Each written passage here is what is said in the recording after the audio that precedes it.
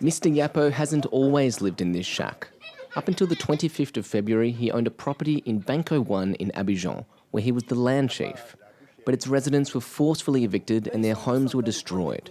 He recounts his experience to the president of an association for the defence of the evicted residents. Out of the blue? They surprised us. I was sleeping. Pack your bags. We're going to take down the house. Right away? Immediately. Did you receive anything? No, ma'am. The authorities launched a vast eviction campaign targeting 176 sites at the beginning of 2024, claiming it was for the city's development. But no rehousing programs were announced, only a compensation of €372 per tenant and $1,500 for owners to go towards repurchasing land. According to Amnesty International, more than 30,000 people were affected by the evictions, and several thousand of them still haven't received compensation. And it's also affecting the children. This is my daughter. She hasn't gone back to school yet.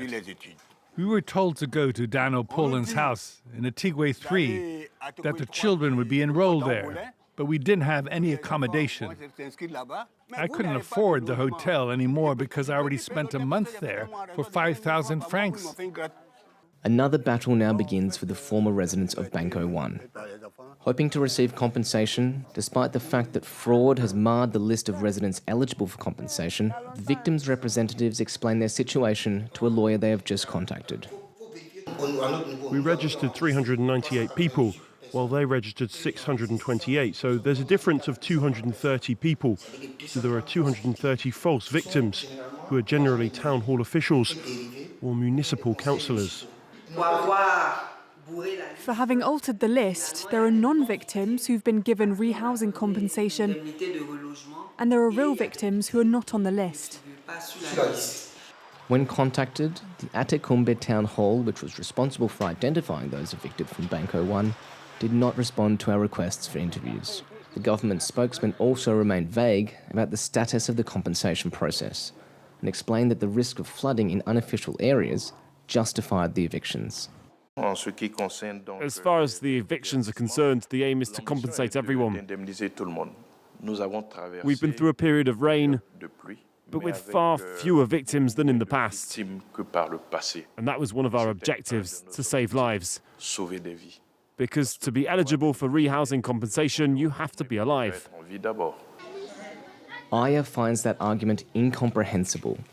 She used to live in Gesco in the north of Abidjan and has never seen her neighbourhood flooded in 30 years. She says she was evicted last January for the extension of a motorway. For the house she bought with her life savings of 9 million CFA francs, or around €13,500, she received €372 in compensation. She reluctantly returned to live in her home village. This is what I was able to take with me when I came back to the village. This is where I sleep. There's nothing inside. Look, it's just my mat. In Abidjan, where I used to live, I was in a 3-bedroom house with a living room. They took it down, and I ended up in this village. This is my home now. I have to put a black tarp on the roof. There's no electricity, there's no water. After 37 years working at a factory, Aya had retired. But today, at the age of 66, she had to go back to work in the fields. I didn't need to work anymore because I had my pension, and I wasn't paying for the house. In the village, if you don't work, you don't eat. The clearances also targeted certain economic activities. This group of 133 farmers, who employed 140 others, saw their fish farms and ponds destroyed on the 21st of February. Once again, the aim was to extend the northern motorway. This is an abandoned rabbit hutch. Yesterday it was work, today it's waste, so it's ready for the scrap heap. Here's an old abandoned hen house with a capacity of 2,000 chickens. Here are the old abandoned boxes.